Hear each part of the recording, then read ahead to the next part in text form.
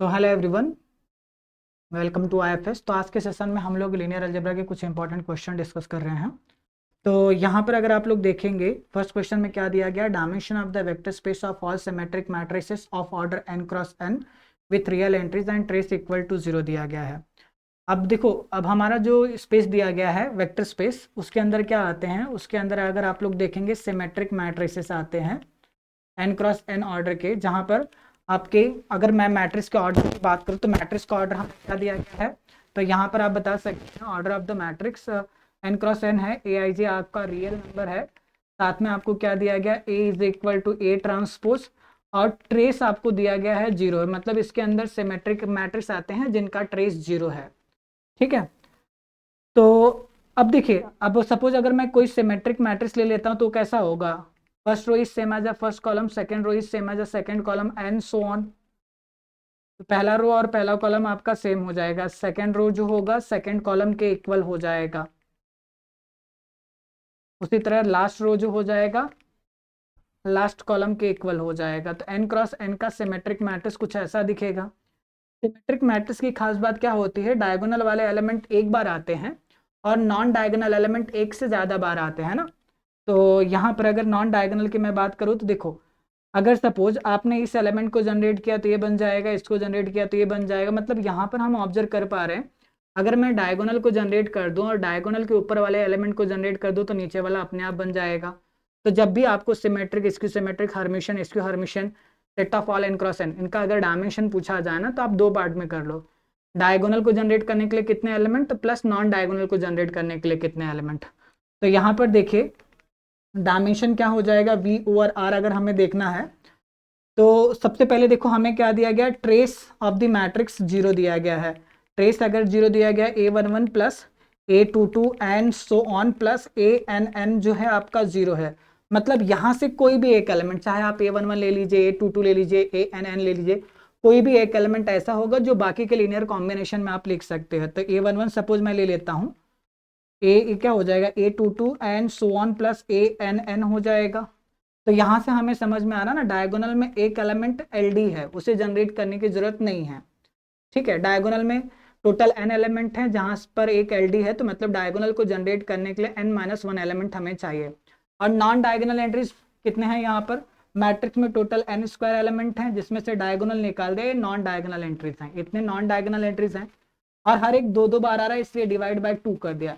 तो non diagonal entries को generate करने के लिए हमें इतने एलिमेंट की जरूरत पड़ेगी, प्लस डायगोनल को जनरेट करने के लिए n-1, इसको अगर हम सिंप्लीफाई करेंगे n square minus n plus 2n by 2 minus 1, ये आपको क्या मिलेगा, n square plus n by 2 minus 1। तो आप देख सकते हैं इस क्वेश्चन के लिए थर्ड वाला ऑप्शन आपका करेक्ट हो जाएगा। तो आई होप आप लोगों को समझ में आ गया, एक बार देख लीजिए, क्लियर है यहाँ तक। तो चलिए एक और क्वेश्चन है जहाँ पर डायमेंशन हमें फाइंड करना है। तो अब देखो एक क्वेश्चन हमें क्या दिया गया है, let n be a positive integer, n क्या दिया गया, एन दिया space of all n cross n matrices, जहाँ पर ए आपको क्या दिया गया, ए आई जे, जहाँ पर क्या कह रहा है, ए आई जे और ए आर एस इक्वल तभी होते हैं जब आई और जे इसके सफिक्स को ऐड करने पर और इसके सफिक्स को ऐड करने पर अगर इक्वल आ जाए तो दो एंट्रीज इक्वल हो जाते हैं। हमें बताना है एच एन का डायमेंशन क्या होगा। तो पहले आप लोग ट्राई करो, बताओ एच एन का डायमेंशन क्या हो सकता है। तो देखिए इस क्वेश्चन को सॉल्व करने के लिए ना आप इन जनरल एच एन के लिए भी कर सकते हो, अगर आपको दिक्कत होता है तो एन इज इक्वल टू 4-5 पर भी करके आप इसे जनरलाइज कर सकते हो। अब देखो अगर मान लीजिए जस्ट एग्जांपल के लिए सपोज ना मैं n को 4 लेता हूँ, फिर आपको एक करके बताता हूँ।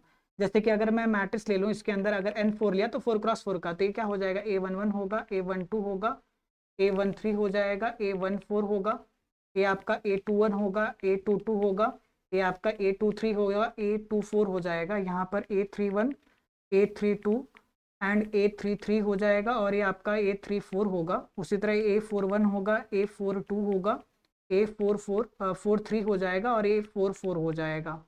मतलब 4x4 n की वैल्यू अगर मैं 4 ले रहा हूँ तो एक्चुअली मैं h4 का डायमेंशन निकाल रहा हूँ। इसे आप जनरलाइज भी कर सकते हो। अब देखो यहाँ पर हमें क्या कहा गया है, ए आई जे और दो एंट्रीज इक्वल तभी होंगी जब उनके सफिक्स का एडिशन क्या हो जाए, सेम हो जाए, आर और एस। तो यहाँ पर अगर आप ऑब्जर्व करिए, A12 है, यहाँ पर 21 है, दोनों को ऐड करने पर 3, तो मतलब इन दो एलिमेंट को जनरेट करने के लिए हमें सिर्फ एक एलिमेंट चाहिए। सिमिलरली देखिए 314 224 134, मतलब इन तीन एलिमेंट को जनरेट करने के लिए एक एलिमेंट, सिमिलरली इसको जनरेट करने के लिए एक एलिमेंट, इसी तरह इसको जनरेट करने के लिए एक एलिमेंट, इसको जनरेट करने के लिए एक एलिमेंट, इसको जनरेट करने के लिए और इसको जनरेट करने के लिए एक एक एलिमेंट। तो अगर मान लीजिए, तो यहाँ से अगर देखिए कितने एलिमेंट की जरूरत पड़ेगी इसे जनरेट करना है अगर पूरे के पूरे को, तो यहाँ पर देखिए इसके लिए एक, इस एलिमेंट के लिए एक, इसके लिए एक, यहाँ पर एक, यहाँ पर एक, और यहाँ पर एक आएगा, यहाँ पर एक आएगा और यहाँ पर एक आएगा। ये 4x4 मैट्रिक्स के लिए है ना। मतलब आप लोग ऑब्जर्व कर सकते हो, अगर इसको जनरेट करना है तो इसको जनरेट करने के लिए हमें कितने एलिमेंट चाहिए, पहले रो में और लास्ट कॉलम में जितने एलिमेंट हैं डिस्टिंक्ट एलिमेंट, उतने एलिमेंट की हमें जरूरत पड़ेगी ना। तो अगर मान लीजिए HN का मैं डायमेंशन निकालो तो यहाँ पर पहले रो में कितने एलिमेंट हैं, n एलिमेंट, लेकिन लास्ट कॉलम में ये एलिमेंट 2 बार रिपीट हो जाएगा ना, तो प्लस n-1 ले लेते तो क्या हो जाएगा, 2n-1 हो जाएगा। तो इस क्वेश्चन के लिए आपका करेक्ट आंसर क्या हो जाएगा, बी वाला ऑप्शन। क्या यहाँ तक आप लोगों को समझा? अब इस क्वेश्चन में अगर आप लोग देखेंगे ना तो आपको क्या दिया गया है, W1 दिया गया है और W2 दिया गया है। हमसे क्या पूछा जा रहा है, कौन सा इसमें ट्रू होगा। हमें W1 का डायमेंशन निकालना है, W2 का डायमेंशन निकालना है, W1 इंटरसेक्शन W2 का, और W1 प्लस W2 का भी हमें यहाँ पर डायमेंशन फाइंड करना है। तो एक बार आप लोग ट्राई करिए और बताइए क्या हो सकता है डायमेंशन। देखो अगर W1 में देखिए U V W एक इक्वेशन दिया गया, ये दूसरा इक्वेशन दिया गया, ये तीसरा इक्वेशन दिया गया है। तो अगर मैं W1 की बात करूँ तो क्या दिया गया है, W1 के लिए हमें दिया गया है U plus V plus W आपका 0 है, 2V प्लस X आपका 0 है, 2U plus 2W minus X आपका 0 है। तो अब यहाँ से आप लोग क्या बता सकते हो, इसका डायमेंशन कितना मिलेगा हमें। आप चाहो तो इसे सिंपल करने के लिए ना एकलन फॉर्म में कन्वर्ट कर दीजिए, सिंपल करना अगर चाहते हो तो। देखो U V W X है ना, U V W X 0 हो जाएगा, 2V है, X 1 है, बाकी दो आपके 0 हो जाएंगे, 2U 2W माइनस X ऐसा कुछ होगा। अगर आप इसको एकलन फॉर्म में लिखेंगे तो इसके नीचे 0 करने पर आपको 1 1 1 0 0 2 0 1 मिलेगा, दिस माइनस 2 टाइम्स दिस 0, और ये हो जाएगा -2 और ये 0 हो जाएगा, ये -1 होगा। तो एक्चुअली लास्ट वाला रो आपको पूरी तरह से 0 मिल जाएगा ना, ये 0 0 मिल जाएगा। तो अब आपका नया इक्वेशन कुछ ऐसा बन जाएगा, U plus V plus W is equal to 0 होगा and 2V plus X equal to 0 हो जाएगा। तो यहाँ से आप ऐसे कह सकते हैं, देखिए W को हम क्या बता सकते हैं, W आपका U प्लस V है माइनस टाइम्स एंड आपका X क्या है, -2V है। तो कहने का मतलब ये है, अगर यहाँ पर ना मैं U और V को निकाल लो, पूरा का पूरा W1 बन जाएगा। तो W1 का डायमेंशन हमें कितना मिलेगा, तो डायमेंशन ऑफ W1 अगर आप देखेंगे 2 मिलेगा, 1 नहीं मिलेगा। तो पहला वाला ऑप्शन तो आपका फॉल्स हो गया, तो इस क्वेश्चन के लिए फर्स्ट ऑप्शन फॉल्स हो गया। सिमिलरली अगर W2 का डायमेंशन निकालना हो तो W2 के डायमेंशन के लिए हम लोग क्या कह सकते हैं, देखिए UV W 0 दिया गया, UV W ऐसा दिया गया है। तो यहाँ से भी हम लोग वही ऑब्जर्व कर पा रहे हैं ना, अगर मैं U और W को बना लूँ, A भी बन जाएगा, A भी बन जाएगा, और V अगर बना है तो X भी बन जाएगा ना, समझ रहे हो। देखो थर्ड वाले में, सेकंड वाले के लिए W2 के लिए हमें क्या दिया गया है,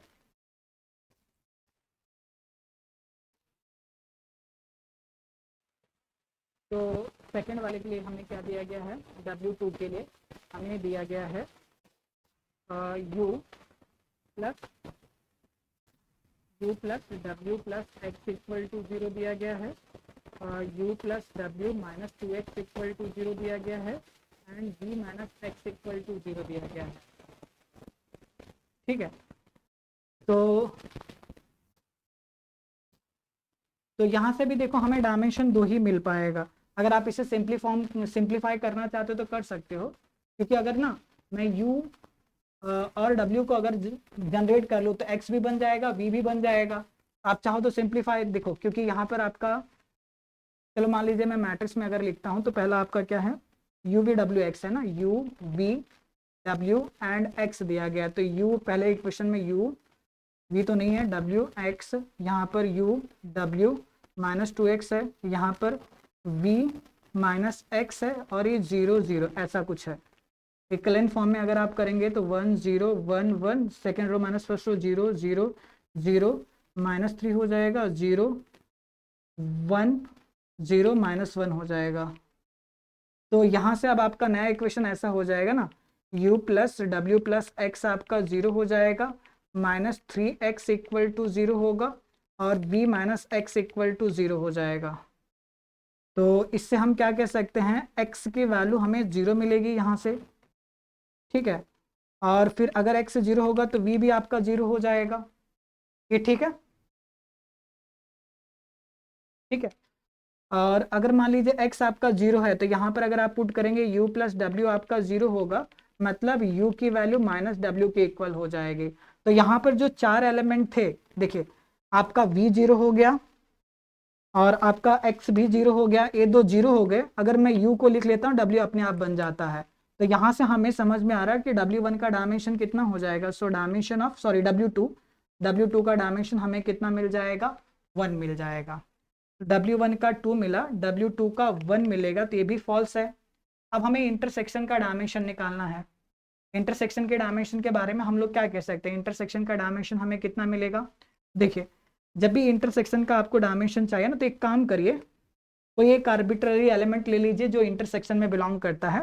तो यहाँ पर सपोज मैं ले लेता हूँ you V W x, let you V W x ये जो है ना आपका W1 इंटरसेक्शन W2 में बिलोंग करे। तो अगर ये इंटरसेक्शन में बिलोंग करता है इसका मतलब क्या होगा, दोनों में बिलोंग कर रहा है। तो इसका मतलब ए यू वी जो W और X है ये W1 में भी बिलोंग करेगा और यू वी डब्ल्यू और X जो है ये W2 में भी बिलोंग करेगा। अगर ये W1 में बिलोंग करेगा तो W1 के कंडीशन को सेटिस्फाई करेगा। तो W1 को कंडीशन को जब आपने सिंप्लीफाई किया था तो आपको ये मिला था ना, ये देखिए u प्लस वी प्लस डब्ल्यू इक्वल टू 0। तो यहाँ पर आप कह सकते हैं u प्लस वी प्लस डब्ल्यू जो है आपका 0 हो जाएगा और 2v प्लस एक्स ये भी आपका 0 हो जाएगा, ये पहले से मिला। और सेकंड से अगर W2 में बिलोंग करता है तो हमें क्या मिलेगा, u is equal to minus डब्ल्यू और ये मिलेगा x equal to 0 and v is equal to 0। देखो अब देखो v और x तो 0 ही है, ये कुछ नहीं देगा हमें। यहाँ से देखो u प्लस v और हमें क्या दिया गया है, चलो ठीक है u प्लस वी और w की जगह पे मैं क्या लिख सकता हूँ, माइनस यू इक्वल टू 0। तो u कैंसिल हो जाएगा, v इक्वल टू 0 कुछ मिल रहा है यहाँ पर। इंटरसेक्शन के डायमेंशन के बारे में आप क्या कह सकते हो, इंटरसेक्शन का भी डायमेंशन एक ही आ रहा है ना। दोनों अगर कंडीशन को हम रख भी देते हैं तो हमें यहाँ से एक्चुअली क्या मिल रहा है, देखो u और v आपका 0 ही है, इसमें अगर आप देखेंगे x और u आपका 0 है, ठीक है, v 0 है और x 0। तो इसमें अगर मैं v को 0 कर दूं तो मुझे क्या मिलेगा, u प्लस डब्ल्यू इज इक्वल टू 0। तो u इज इक्वल टू क्या हो जाएगा, माइनस डब्ल्यू हो जाएगा। तो इंटरसेक्शन में है, बाकी दो एलिमेंट क्या है, x आपका 0 है और v आपका 0 है। तो W1 इंटरसेक्शन अगर W2 आप देखेंगे तो उसमें क्या आएगा, u v w and x, जहां पर u जो है माइनस डब्ल्यू के इक्वल है, x और v दोनों के दोनों 0 के इक्वल हैं। अगर पुट कर देंगे u v 0 है, ये माइनस यू हो जाएगा और x 0 हो जाएगा, u belongs to real number. तो इंटरसेक्शन का डायमेंशन हमें कितना मिलेगा, तो यहाँ पर आप बता सकते हो इंटरसेक्शन का भी डायमेंशन एक ही आएगा।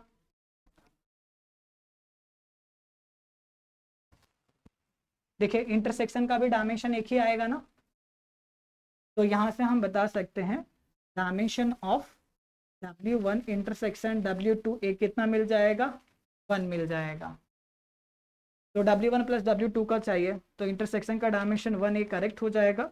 W1 प्लस W2 का डायमेंशन क्या होता है, so dimension of W1 plus W2 is equal to dimension of W1 plus dimension of W2 minus intersection का डायमेंशन आप ले लीजिए W1 इंटरसेक्शन W2। तो ये आपका है 2 प्लस 1 माइनस 1 जो कि आपको 2 मिलेगा। तो लास्ट वाला भी आपका फॉल्स होगा। तो इस क्वेश्चन के लिए सिर्फ आपका एक ऑप्शन यहाँ तक क्लियर है सभी को। तो चलिए अगले क्वेश्चन की तरफ हम लोग बढ़ते हैं। एक बढ़िया सा क्वेश्चन है। अब यहाँ पर हमें क्या दिया है, देखिए दिया गया V denotes the vector space of all real valued continuous function on the close interval 0 1 और हमें क्या दिया गया, W is a sub space of V spanned by these 3 element. तो W को कौन कौन जनरेट करता है, W को जनरेट करते हैं sin x, cos x and tan x, ये क्या करते हैं, W को जनरेट करते हैं। ठीक है, तो हमें W का डायमेंशन फाइंड करना ओवर R। तो यहाँ पर देखिए, आप लोग देखकर बता सकते हो कि W को 3 एलिमेंट जनरेट करते हैं ना। अगर ये तीनों के तीनों एलाय हो गए तो W का डायमेंशन 3 हो जाएगा। अगर इनमें से कोई एक LD बनता है तो W का डायमेंशन 3 से कम होगा। तो सबसे पहले आपको क्या करना है, सबसे पहले आपको चेक करना है, ये जो सेट 3 एलिमेंट का सेट दिया गया है, सपोज मैं इसको नाम दे देता हूँ S, तो इसको नाम दे दिया S, क्या आपका S एलाय है या नहीं है, तो पहले ये चेक करिए आप लोग। देखो अब इस क्वेश्चन में हमें क्या दिया गया, हमारा जो x है वो कहाँ से बिलोंग करता है, 0 to 1। तो मुझे चेक करना है एलाय है या नहीं, तो मैं क्या करूँगा, इसका लीनियर कॉम्बिनेशन इक्वल टू 0 ले लेता हूँ। सो कंसिडर, मैं इसका लीनियर कॉम्बिनेशन ले लेता हूँ, से अल्फा टाइम्स साइन एक्स ले लेता हूँ, प्लस बीटा टाइम्स मैं क्या ले लेता हूँ, कॉस एक्स ले लेता हूँ, प्लस गामा टाइम्स मैं टैन एक्स ले लेता हूँ, और सपोज ये 0 है। बस एक इक्वेशन है, तो इसलिए एक इक्वेशन से हम ना अल्फा बीटा गामा की वैल्यू नहीं डिसाइड कर पा रहे हैं, तो हमारे पास 3 इक्वेशन होना चाहिए।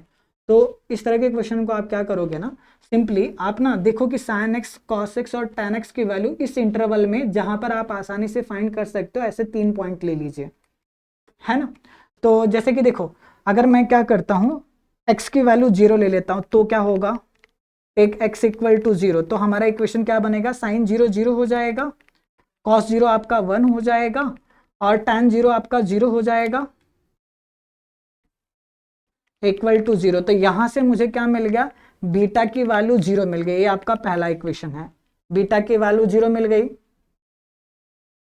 हाँ बिल्कुल समृद्धि। और अब और कौन से पॉइंट पर हम लोग इनकी वैल्यू आसानी से निकाल सकते हैं, जो भी लेना 0 to 1 के बीच में लेना, π/2 तो ज्यादा हो जाएगा ना, π/4 पे हम कर सकते हैं, π/6 पर कर सकते हैं, टेक x इक्वल टू π/4 45 पे। तो अब देखो बीटा तो आपका 0 है ही है ना, अल्फा साइन 45 कितना हो जाएगा, 1/√2, 1/√2 हो जाएगा, प्लस बीटा तो आपका 0 है, प्लस tan 45 कितना होगा, 1 हो जाएगा। तो यहां से आपको क्या मिलेगा, अल्फा/√2 plus gamma is equal to 0, आपका सेकेंड इक्वेशन हो गया। सिमिलरली अगर मैं क्या करता हूं, से x इक्वल टू π/6 ले लेता हूं, मतलब 30 डिग्री ले रहा हूं, तो साइन 30 कितना होता है, 1/2, है ना, 1/2 हो जाएगा, और ये तो 0 है बीटा। और अगर मैं बात करूं साइन 30, tan 30 कितना हो जाएगा, 1/√3 हो जाएगा। तो ये आपको 1/√3 इज इक्वल टू 0, ये आपका तीसरा इक्वेशन है। तो अब आपको क्या करना है, इन तीनों इक्वेशन को सॉल्व करिए। अगर 1, 2 और 3 को सॉल्व करके आप देखेंगे तो अल्फा, बीटा और गामा की वैल्यू क्या मिल रही है बताइए।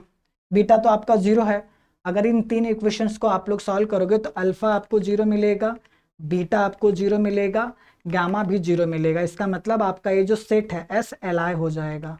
ये सेट लीनियरली इंडिपेंडेंट है और 3 एलिमेंट हैं जो W को जनरेट कर रहे हैं, एलाय है, तो W का डायमेंशन कितना हो जाएगा, तो यहाँ पर आप कह सकते हो डायमेंशन ऑफ W इज 3। तो correct answer for this question is third option.